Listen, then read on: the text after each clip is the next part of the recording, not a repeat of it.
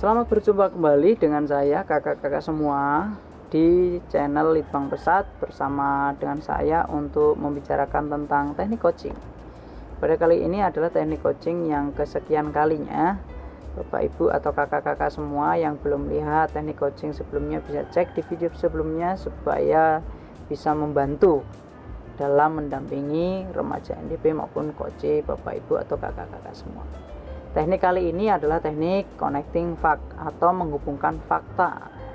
Jadi fakta-fakta yang ada yang dihadapi, dialami oleh coach atau remaja NDP, kita bantu untuk menghubungkan sehingga seorang coach atau remaja NDP mampu menemukan titik terang atau jalan keluar itu sendiri.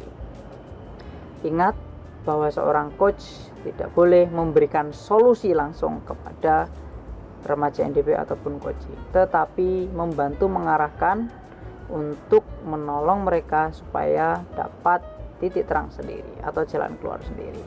Pada teknik ini menghubungkan fakta atau mengkoneksikan sebuah fakta-fakta yang ada, kita perlu tahu bahwa kita harus siap dan kita tidak terjebak dalam judgement atau asumsi pribadi sebelum atau dalam proses mendengarkan curhatan atau sharing yang diucapkan oleh coach kita.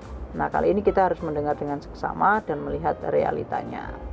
Connecting fact dalam teknik ini adalah kemampuan seorang coach untuk menghubungkan fakta-fakta yang ada yang diberikan atau yang diungkapkan oleh remaja NDP atau coach itu sendiri.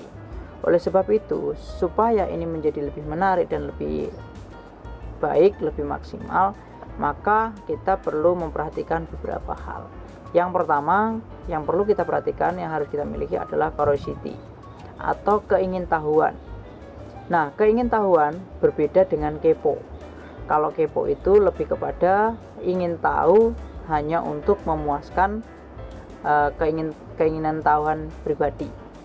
Tapi kalau keingintahuan curiosity yang dimaksud adalah untuk mengetahui dan memberi inspirasi, kemudian menghubungkan fakta-fakta itu dengan tujuan supaya ada titik terang untuk setiap permasalahan yang dihadapi oleh remaja NDP atau coach itu sendiri.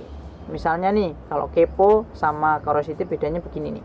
Misalnya ada kasus remaja NDP datang sama kita dalam proses coaching, dia cerita ingin mencari jalan keluar bahwa ternyata selama ini dia menghadapi masalah, dia jatuh dalam dosa seksual misalnya di masa remajanya.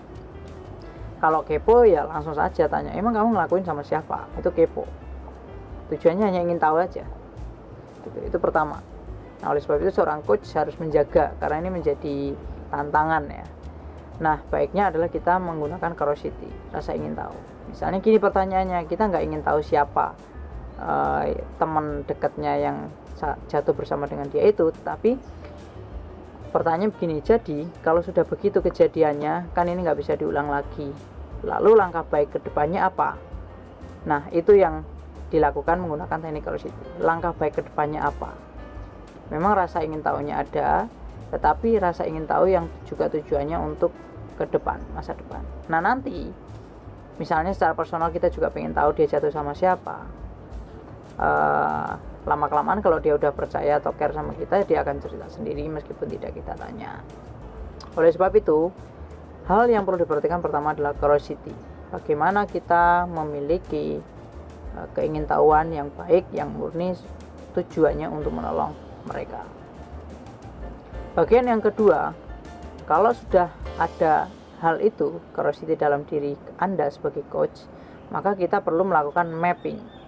Mapping ini baik sekali kalau kita tulis dalam bentuk tulisan kertas, ditulis di kertas atau di buku begitu, tetapi berbeda dengan menulis biasa.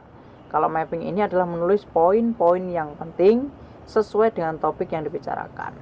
Yang kedua, kita boleh sambil coret-coret bikin grafiknya untuk membaca hasil fakta yang telah kita hubungkan tadi. Dengan demikian, kita punya hal yang baik yang kita bisa berikan kepada mereka, bahwa mereka ternyata bisa menemukan jalan keluarnya sendiri. Oh, ternyata ini masih bisa, ternyata ini tidak terlalu parah, ternyata masih ada jalan keluar, ternyata tidak seburuk yang saya bayangkan, tidak sejahat yang saya khawatirkan, misalnya begitu.